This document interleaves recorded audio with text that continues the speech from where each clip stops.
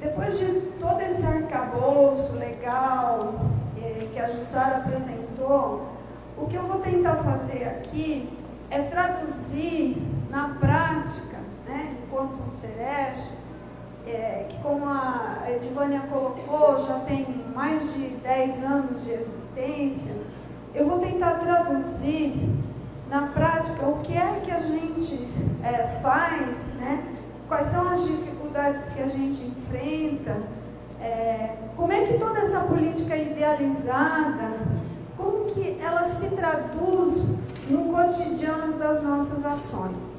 Tá? Eu acho que seria mais interessante, o grupo não é tão grande, talvez um diálogo, se vocês quiserem interromper, levantar a mão, não sei se pode, eu acho que fica até mais interativo, né? Porque, na verdade, a gente vai fazer uma conversa, né? Os Serestes estão aqui para mostrar para vocês como é que os serviços dão conta de traduzir toda essa complexidade, né? Que é a questão do adoecimento no trabalho e a questão dos acidentes de trabalho. Vamos lá. Você vai ficar mais no centro para mim? Fico. Senão não tem como ficar. Eu vou tentar. Tá bom, é verdade. Não estou muito acostumada com toda essa mídia, né? Preciso de ajuda, tá complicado. É aquela do Sereste. Essa aqui, palestra franca, a da Sereste. Seminário de Franca. Não. Não. Não. É a primeira que você pôs, né? Isso. Opa. Bom, agora vamos ver se dá certo, né? Então vamos lá. Bom, a Política Nacional de Saúde do Trabalhador e da Trabalhadora, ela estabelece princípios, além do embasamento legal, que a Jussara já colocou e eu não vou repetir, ela estabelece princípios norteadores. O que são princípios? A gente considera princípio conceitos, concepções que a gente não admite abrir mão, correto?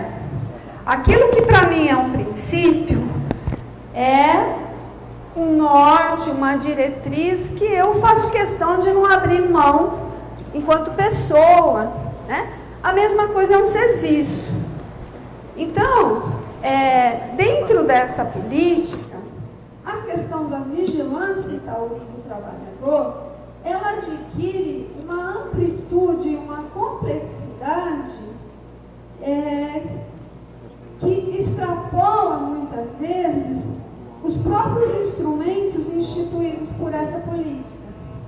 E é por aí que eu vou estar conversando com vocês, porque o Sereste de Piracicaba hoje, ele vive uma contradição muito grande nesse sentido. O trabalho foi se tornando cada vez mais complexo, né? A gente viu a exposição ontem do Ricardo Antunes e da Raquel, mostrando como é que essa nova morfologia do trabalho, como ela adoece, como ela mutila, como ela mata o trabalhador. E o Sereste tem como objeto justamente evitar que isso aconteça. Então dá para perceber a desigualdade da situação, né? Quais são os meios que o Sereste dispõe hoje para dar conta de fazer isso com êxito, né? Nós temos empresas em Piracicaba com 10 anos de atuação, né? A Jussara falou, por exemplo, a questão dos frigoríficos. A gente identificou muito precocemente, lá em Piracicaba, o adoecimento nos frigoríficos. Estamos em intervenção há 10 anos, né? A gente já passou a tarrafa, como diz o Rodolfo Vilela, que foi nosso coordenador, nós já passamos a tarrafa nesses frigoríficos várias vezes. E os acidentes continuam acontecendo. O que está errado, então? Essa é a indagação que eu estou jogando para vocês para o debate. O que está errado? O serviço, né? Nós entramos no frigorífico, não tivemos problemas, por exemplo, nós somos autoridades sanitárias, instituídas, temos a carteirinha. No município, o Sereste ganhou legitimidade, ninguém nos barra, né? Eles enrolam lá na portaria para a gente entrar, porque vocês sabem que vai ter toda a maquiagem. Mas hoje, né, eu acho que os profissionais do Sereste, eles conseguem estar mais próximo, evidenciar os diagnósticos, ou seja, aquilo que está adoecendo o trabalhador. O grande problema é como intervir, né? Como você faz a prevenção, como você mexe nos aspectos organizacionais do trabalho que estão no centro dessa causalidade. E quais os instrumentos que a gente dispõe para realizar esse trabalho? Esse é, no nosso entendimento, o grande nó. Hoje, no Sereste Piracicaba, nós estamos justamente, né, nesse questionamento. Então, vamos lá, né? Então, na nossa política, a vigilância em saúde do trabalhador são ações articuladas em vigilância, assistência e pesquisa. Nós caminhamos por aí. Hoje nós temos bem estruturado um serviço de vigilância, somos assistentes técnicos do Ministério Público do Trabalho da 15ª Região de Campinas, temos mais de 100 empresas sob intervenção de TAC, 120, tanto, acho que tem o número aí depois. Então, nós articulamos, temos uma equipe de assistência, fizemos ações de reabilitação profissional, em parceria com o INSS, acompanhamos o retorno ao trabalho dos trabalhadores, sentamos nas mesas de negociação. Então, hoje, a gente está com esse princípio norteador, né, na estrada. Vai me avisando, por favor. Temos uma equipe interdisciplinar. Acho que a questão da integralidade que a Jussara falou é um caminho que a gente busca. Temos médicos, engenheiros, técnicos de segurança, fisioterapeutas, psicólogos, sociólogos, enfermeiros. Acho que assim, a questão da interdisciplinaridade... Mas não vou ficar na sua frente? Não, é para ficar meio na frente. Tá, mas aí eu não vejo a plateia. É que você não aparece. Tá bom. Bom, a ação interinstitucional, eu acho que é um princípio, um norte que a gente vem seguindo, né? Temos parceria, já fizemos parceria com o INSS, às vezes rompemos, né? Tudo vai muito de contexto, né? De como as instituições, porque na verdade essas parcerias, elas não são com instituições, elas são com pessoas, né?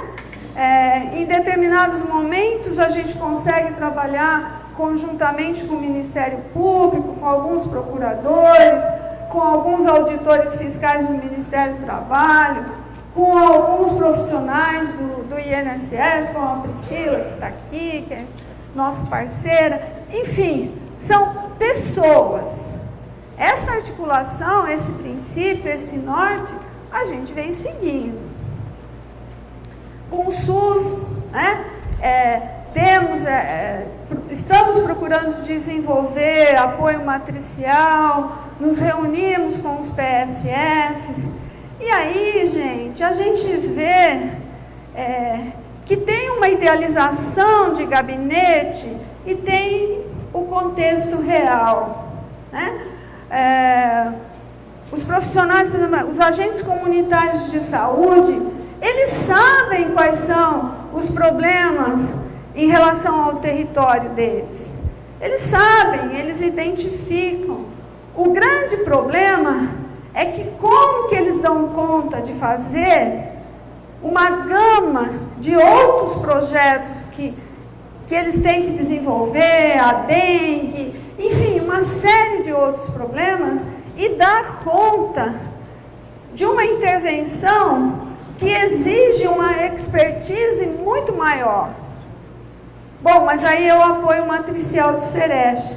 Só que o agente comunitário de saúde, se ele for, por exemplo, numa fábrica, junto com a gente para fazer qualquer processo de intervenção, dificilmente ele vai conseguir entrar depois para fazer as suas ações de promoção.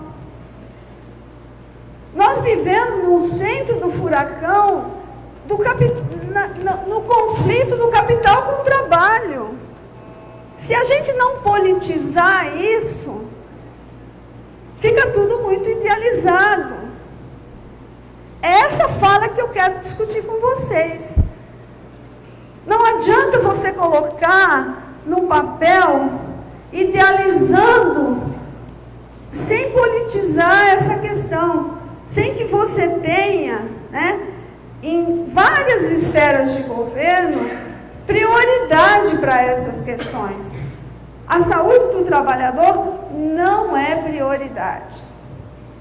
Ela não é prioridade, ela é marginal dentro do nosso contexto político atual.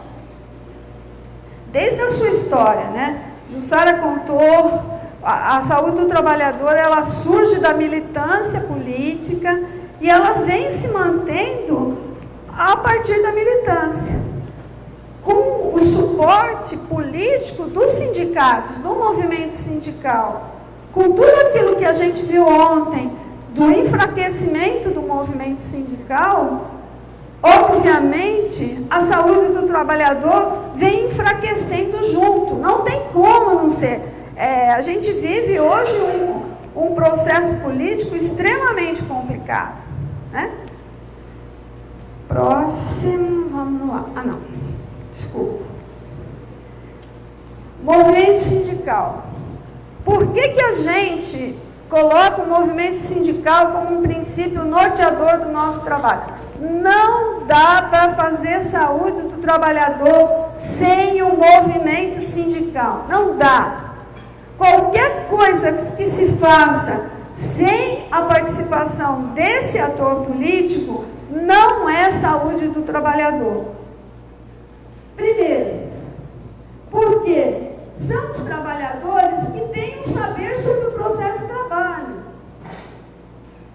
Com toda a nossa formação, e a gente vai fazer ergonomia, e a gente vai buscar instrumentos para melhorar a nossa atuação, mas quem verdadeiramente conhece o trabalho é quem faz. Então, se o movimento sindical organizado, que representa os trabalhadores, não estiver junto conosco, nós não vamos compreender o trabalho real. Nós vamos compreender o trabalho numa perspectiva. A perspectiva do especialista, mas não conseguiremos chegar no trabalho real. Por isso é fundamental a participação desses atores no nosso processo de trabalho. Então, é o ator que tem o olhar privilegiado, tanto no plano individual quanto no plano coletivo. A demanda, né? O trabalhador é o nosso principal informante. O trabalhador que chega adoecido, aquele que se acidenta, é ele. Nós temos que acolhê-lo. E aí a nossa assistência, ela está voltada em duas fases. Primeiro, porque a gente vai colher as informações sobre o processo de trabalho que o adoeceu, sobre aquele acidente. E na segunda fase, a gente vai oferecer um suporte para tentar minimizar as consequências desse adoecimento ou desse acidente, né? É nesse entendimento que o Sereste Piracicaba entende o seu programa de assistência. O sindicato, como uma instituição parceira, também porque nós entendemos que esses fatores organizacionais que mutilam, matam e adoecem trabalhadores são questões políticas. A sua transformação depende de uma luta política. Por isso, é condição sine qua non a participação do sindicato.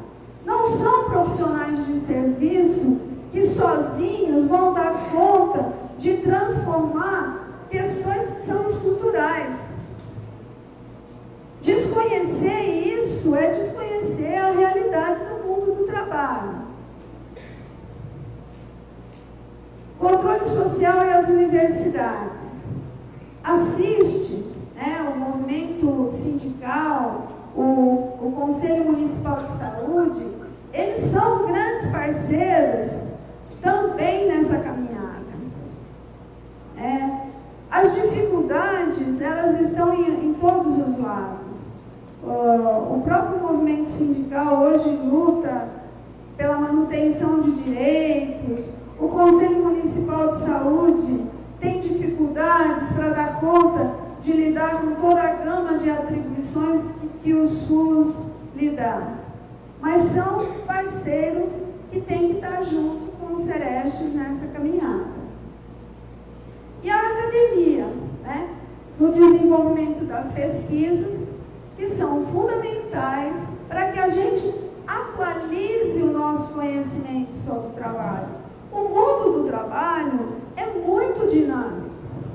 As transformações, elas acontecem numa velocidade que, se a gente não tiver a pesquisa dentro do próprio serviço, e o serviço engajado na pesquisa, a gente não consegue.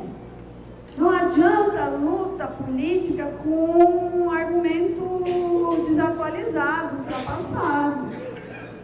É fundamental isso, né? Vamos lá.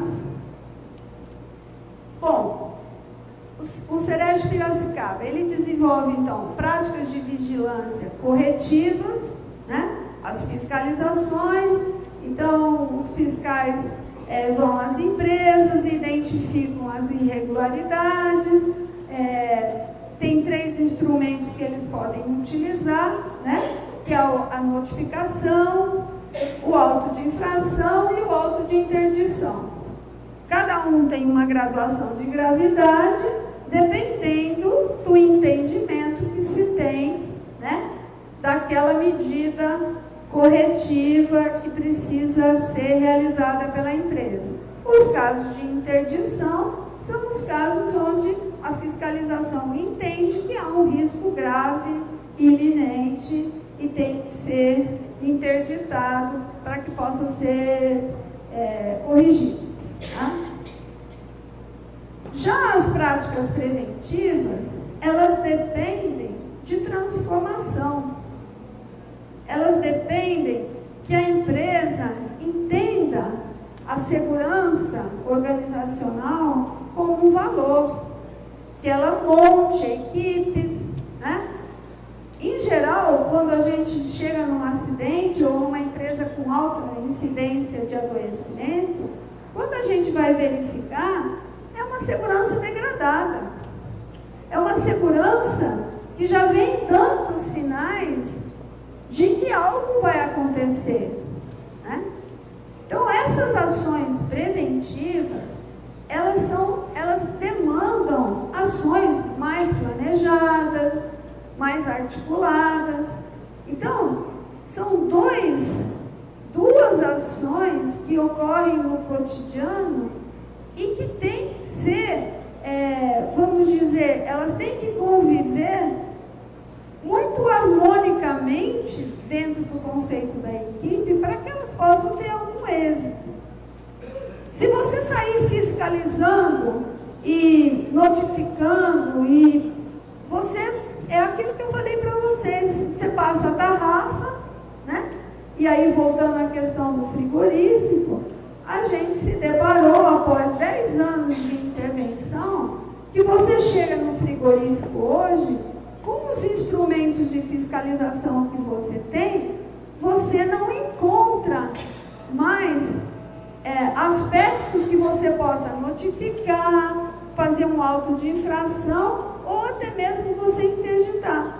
No entanto, os acidentes continuam acontecendo. Porque ninguém mexeu no ritmo de trabalho, ninguém mexeu na produtividade, ninguém mexeu nesses aspectos. E os instrumentos que a gente tem para mexer, eles não têm alcance. Você não consegue intervir. Então é muito frustrante para os profissionais, após uma década de trabalho, e de trabalho pensado, trabalho pesquisado, muito estudo e tal, você se deparar com essas questões. As práticas assistenciais, a gente faz acolhimento, consulta médica, estabelecemos nexo causal e acompanhamos os processos de retorno ao trabalho dos adoecidos e acidentados. Hoje nós estamos num momento de superação do nexo causal. Hoje nós procuramos trabalhar com nexo epidemiológico.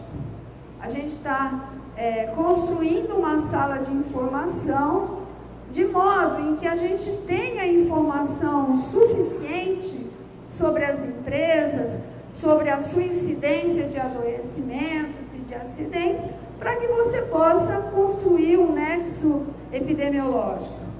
Por quê? Porque quando você vai para o nexo causal individual, o posto de trabalho já mudou, né?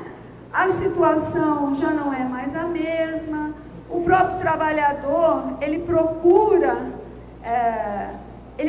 o Sereste já após um presenteísmo muito grande na empresa, né? Por razões que a gente sabe, que a correlação de forças entre o capital e o trabalho deixa o trabalhador amedrontado. Eu fiquei muito, assim, tocada com a fala final da palestra da Raquel ontem, quando ela diz que, de repente, essa luta pode fazer o medo mudar de lado. Foi assim que ela terminou. O medo hoje está no trabalhador. A nossa intervenção faz cócegas na empresa. O medo é do trabalhador, ele tem medo de ser demitido. E elas demitem mesmo. Quantos casos chegam no Sereste e está ainda em processo de avaliação e o trabalhador, ao saber que ele procurou o Sereste, demite. Então, o medo hoje está do lado de cá mesmo, não está do lado de lá. Quem sabe a gente consiga, né, reorganizar a luta política de modo que o medo mude de lado. Bom, acho que eu vou precisar de um pouquinho de água. Falando demais, né? Você me avisa.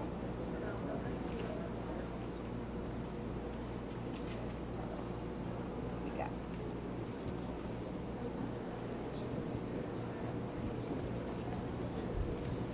Bom, falando um pouco do Sereste Piracicaba, para contextualizar, enquanto Sereste são 12 anos de existência, né? Desde 2013, com a implantação da Renage.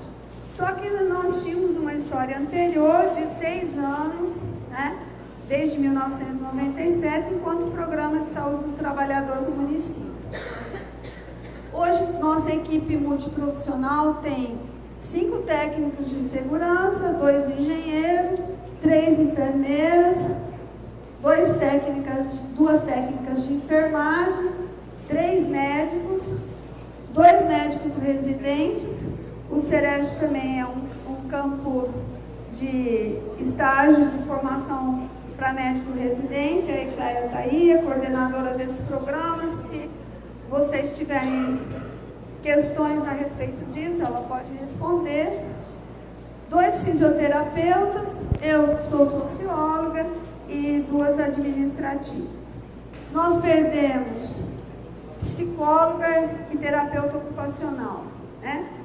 A psicóloga e a terapeuta ocupacional já passaram pelo SEREST 3 psicólogas, 3 terapeutas ocupacionais, e elas buscam, né, depois de algum tempo, hoje elas estão na universidade dando aula, né?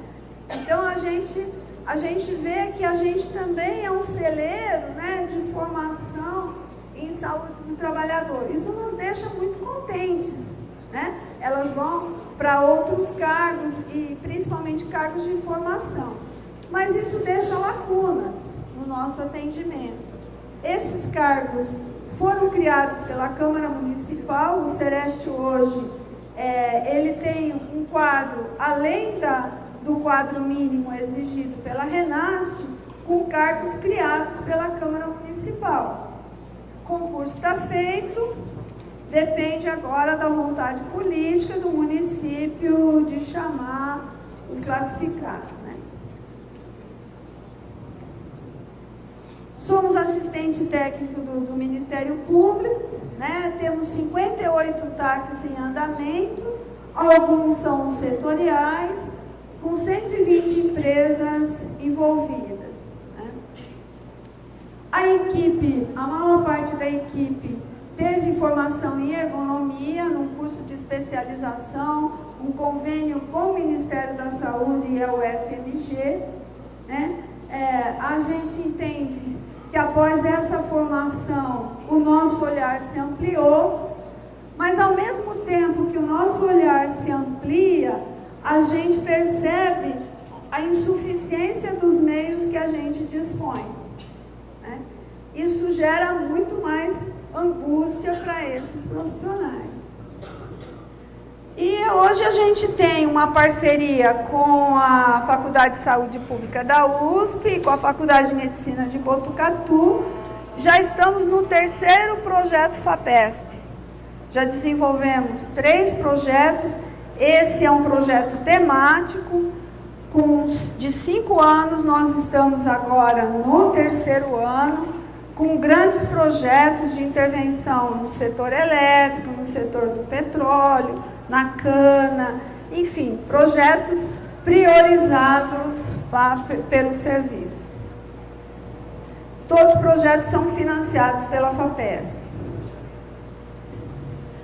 Bom, o nosso objeto de trabalho, então, considerando o arcabouço legal da política, todas essas questões técnicas, qual é? Intervir no ciclo de doença e morte no trabalho. Essa é a nossa tarefa, esse é o nosso objeto. Análise mais abrangente dos acidentes e doença que possam alcançar, inclusive, esses aspectos invisíveis, esses organizacionais. Aí nós até criamos, né, coletivamente, através desse projeto de pesquisa, um método, o MAPA, né? O método de análise. Os profissionais hoje têm desenvolvido análise dos acidentes, buscando ampliar esse leque de causalidade. Mais uma vez eu digo para vocês, quanto mais complexo a gente percebe na causalidade desses eventos, né, mais a gente identifica que não há soluções simples, né? A ACT, Análise Coletiva do Trabalho, nós temos utilizado muito, é um método criado, pelo menos adaptado no contexto brasileiro pela Leda, da Fundacentro. Quando a gente chega numa empresa, quando a gente começa a receber os primeiros trabalhadores, com os casos de adoecimento, antes da gente entrar para a fiscalização, a gente reúne os trabalhadores e usa o método para entender como é o trabalho deles. Se a gente chegar numa empresa sem saber quais são os pontos mais críticos, Como é que a gente vai planejar essa intervenção? A gente faz meramente uma vistoria e nada a ver, né? Então, nós estamos usando hoje métodos mais qualitativos, mais complexos, para tentar alcançar essas causas menos visíveis, né? Grupos focais e o olhar da ergonomia AET sobre o trabalho real. E a importância dos projetos de pesquisa na construção desse conhecimento. O nosso banco, CIVAT, hoje nós temos um banco em funcionamento contínuo que esse ano está fazendo 10 anos, né? Então, nós já temos uma gama de informações importantes sobre o nosso município. E esses dados do CIVAT são os que orientam os nossos projetos de intervenção, né? São 10 serviços, eu acho, de urgência e emergência que notificam a RAT para trabalhadores formais e informais. E esses dados, eles chegam em tempo real, online, para o Sereste. A nossa proposta agora é transformar isso numa sala de informação, que seja interativa, não só para acadêmicos, mas para os trabalhadores também. O nosso sonho é que o trabalhador, ele possa entrar no nosso site, se ele vai se candidatar a vaga numa empresa, ele saiba qual é a razão de chance que ele tem de adoecer ou se acidentar nessa empresa. A gente tem um lastro de dados que a gente tem que ser de domínio público e informar a população. O trabalhador tem que saber, ele tem o direito de saber qual é a incidência de acidente e doença daquela empresa onde ele vai se candidatar. A gente acha que se a gente chegar nesse nível de transparência, a gente transforma algumas coisas. Infelizmente, o banco de dados da Previdência tem sido mantido durante anos como uma caixa preta inviolável. Eles dizem que é segurança fiscal, é sigilo fiscal, né?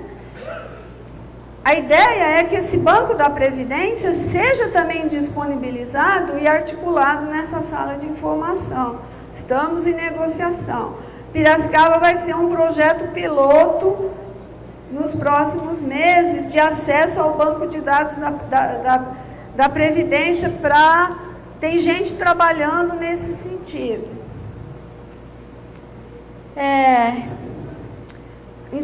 Os casos sentinela, acidentes graves e fatais são analisados, todos eles. E a gente quer construir também indicadores de incidência, enfim, indicadores que possam melhorar a nossa intervenção, que nos deem meios da gente realizar essa tarefa tão complexa que é interferir nesse ciclo de vida e morte dos trabalhadores. A assistência e a reabilitação, ela atua nas consequências devastadoras desses eventos. Tá? E aí eu trouxe aqui a gravata borboleta, que é um símbolo, né, que a gente criou lá com o professor Pará. Criou não, adaptou, né? Em conhecimento científico não tem nada criado, é sempre um tijolo um em cima do outro, né? Então, a gente tem lá no centro os acidentes e as doenças do trabalho. No lado esquerdo, nós temos as causas proximais, aquelas que normalmente culpabilizam a vítima, né? Ah, foi a falta de atenção, não estava usando equipamento de segurança. Essas são as causas proximais. Quando você aprofunda, você vê, né, que tem uma segurança degradada, que existem causas organizacionais que contribuíram para a realização desses eventos. São as chamadas causas distais, como se fosse um novelo. Você tem que ir puxando as linhas até analisar mais profundamente. No lado direito, também você tem as causas imediatas. Aquele trabalhador que caiu do andaime, que teve um TCE, que está com déficit cognitivo, que a família fala, ele não está falando coisa com coisa, enfim, você tem essas causas mais proximais.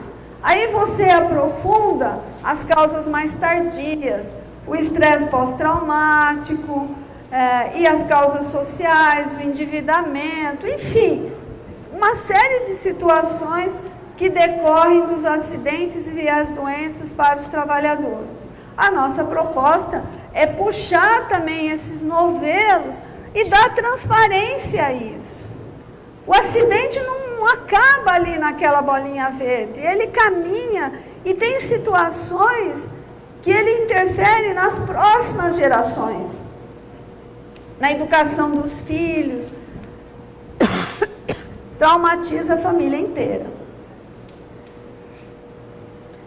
Bom, quais são as contradições? Eu acho que muito eu já falei.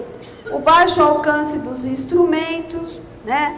As nossas ferramentas tradicionais, vistorias e fiscalizações, não dão conta de captar as questões organizacionais, ritmo efetivo, metas abusivas, densidade do trabalho, intensificação, gestão autoritária e assediadora e as diferenças entre o trabalho prescrito e o trabalho real. Vistoria e fiscalização não dá conta de chegar nessas questões. A alta demanda acaba por tornar o tempo exíguo para a discussão dos casos, para a socialização das informações.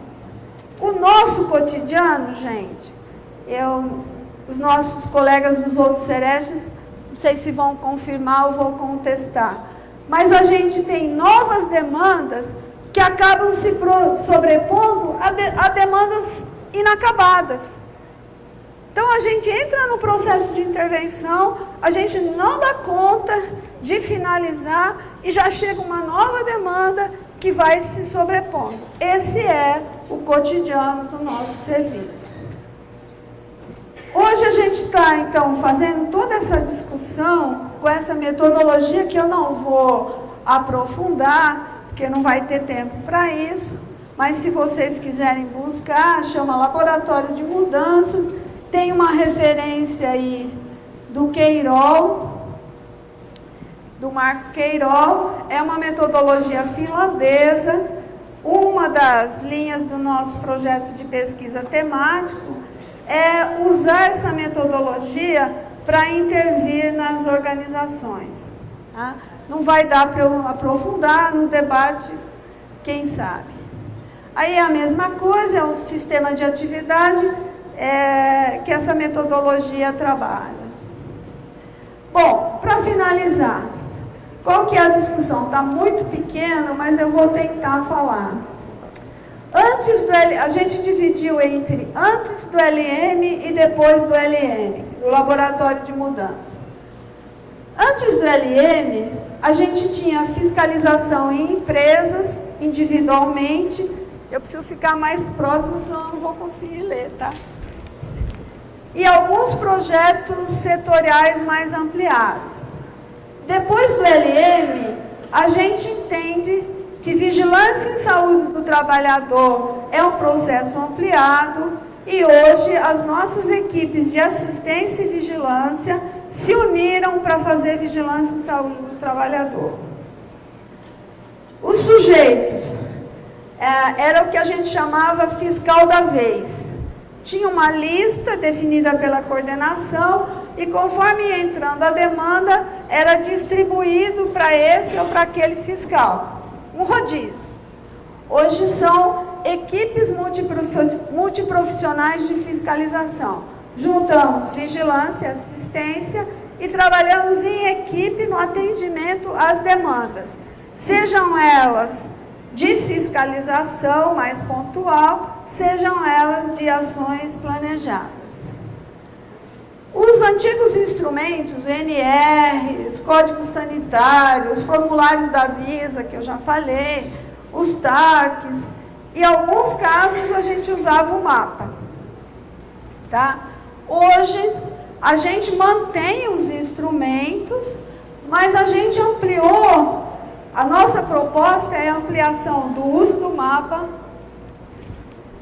e ampliação para outros métodos de intervenção, como a análise coletiva, a análise ergonômica do trabalho e a aplicação do LM. Regras: fiscalizar todos os acidentes graves e fatais, atender todas as denúncias. Lá na prefeitura tem o sistema 156, onde o cidadão liga. Então o cidadão, ele diz: olha, tem um trabalhador no andaime irregular numa obra. Aí a equipe, o fiscal da vez, saía para atender essa demanda do 156. Hoje não. Hoje a gente se propõe a fazer uma coisa mais qualificada. Bom, que empresa que é essa? Já teve fiscalização? O que já foi feito? Já foi denunciado no Ministério Público? Enfim, hoje quando a equipe sai para fiscalizar, ela já sai munida de mais informação. Tá? E já pensando, né, se houve intervenções que foram bem-sucedidas ou não, enfim, ela já tem um planejamento para sair, para fazer essa intervenção.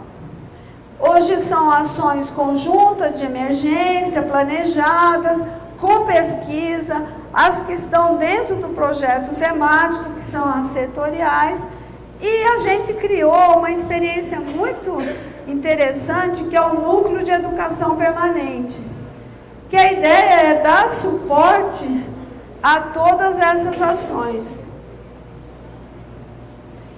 A comunidade, SUS, INSS, MPT, Ministério do Trabalho, sindicatos, empresas, escolas, essa é a nossa comunidade, é aquela com a qual a gente interage. E depois do LM, a comunidade se mantém a mesma, mas a gente entende que a gente precisa articular mais com essa comunidade para inserir na proposta das mudanças. E essa ideia, inclusive com o movimento sindical, é fazer junto, é estar junto, né? Bom, como considerações finais, para finalizar, acho que já falei demais, vocês estão cansados, ninguém interrompeu, eu imaginava que alguém fosse interromper, mas eu vi muita gente fazer assim, com a cabeça, então tem muita gente concordando. Ah, é? Pode falar.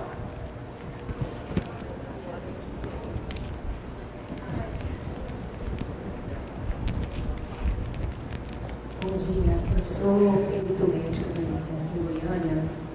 Eu acho que lá na perícia médica é onde deságua grande parte dessas pessoas que são adoecidas pelo trabalho. E eu queria... Tá. Não, eu vou só deixar. Ela vai fazer a pergunta. A Edivânia está pedindo para a gente deixar o debate depois, porque meu tempo já acabou. Mas você faz a pergunta, eu termino. Eu queria saber de forma efetiva como é que o Serestes pode nos ajudar em dois aspectos que são muito polêmicos dentro da perícia. A primeira é quando o INSS acha que a pessoa está apta para o trabalho, mas não é caso de reabilitação profissional, mas com uma pequena limitação que é leve e passageira. E essas empresas não aceitam essas pessoas de volta. Mesmo quando, via de regra, a gente libera esses pacientes para conversar com a empresa, ver quando existe alguma relação com o trabalho, quando é um benefício 91. E isso vira uma queda de braço. Eles não querem, a empresa não quer, pelo menos, tirar eles temporariamente de uma sobrecarga, daquela limitação leve que ele ficou, e ao mesmo tempo não se justifica uma pessoa quase normal, praticamente 95%, 90%, onerando o sistema de previdência, que já é muito onerado. Essas são as questões, como é que o Sereste pode agir, como é que ele pode nos ajudar. Tá. A segunda é na verificação do nexo técnico biológico, porque, diferentemente do que se prega, o INSS é muito pró-trabalhador. O sistema realmente ele é feito para segurar o trabalhador. E muitas vezes as pessoas não sabem disso, porque como só chega a parte ruim da perícia médica na mídia. O próprio sistema nosso, dependendo da doença e do trabalho que ele executa, ele nos solicita o nexo. Não é uma opção nossa. Para você negar o nexo, você tem que fazer uma justificativa. E muitas vezes, a grande maioria das vezes, isso é declaratório. A pessoa declara que ela é sobrecarregada no trabalho e é uma grande parte da doença, talvez 60% a 70% das coisas que chegam para a gente, porque o trabalhador ele realmente é sobrecarregado, a maioria das pessoas que chegam para a gente trabalha com trabalho de esforço.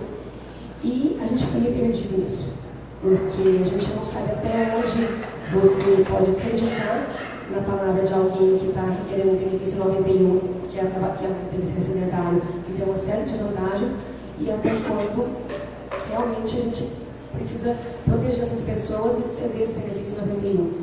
E como é que o Celestino poderia nos ajudar de forma prática, de forma efetiva, nessas questões? Seu nome é? Cassiana. Cassiana. Bom, eu vou deixar... Pede, por favor, para quem fazer pergunta, na frente. Tá bom. Ó, eu vou deixar para responder sua pergunta lá na mesa, porque ela é muito complexa, ela tem vários aspectos, tá?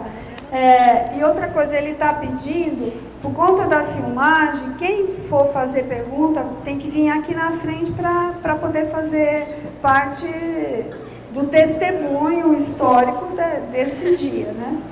Bom, então, para terminar, gente, tinha consenso do grupo, né, de que a ampliação e a complexidade do nosso objeto, né, daí a frase histórica que a Jussara já falou, que está na nossa política, e principalmente daí, nós temos que analisar os fatores condicionantes e determinantes dos agravos da saúde, né?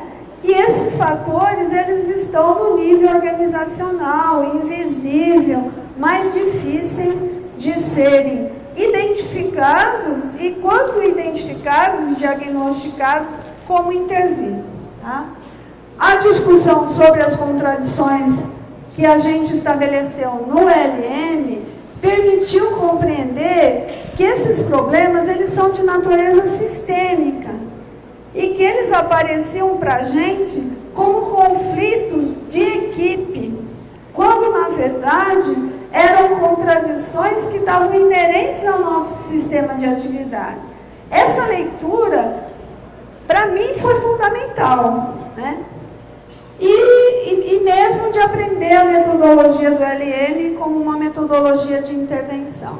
E para concluir, o último slide, que a gente entende que houve uma retomada do protagonismo, né, da equipe, e que deu início a processos de tomada de decisão dessa equipe mais democráticos, né? Porque a gente reconhece que a democracia nas relações de trabalho, elas têm que estar dentro do próprio Sereste. Se a gente entende que as relações democráticas no trabalho vão favorecer a segurança e a saúde do trabalhador, elas têm que estar dentro do próprio Sereste. Gente, não é faço o que eu falo, é faço o que eu faço, né? Eu acho que o LN mostrou muito isso para a gente. Muito obrigada.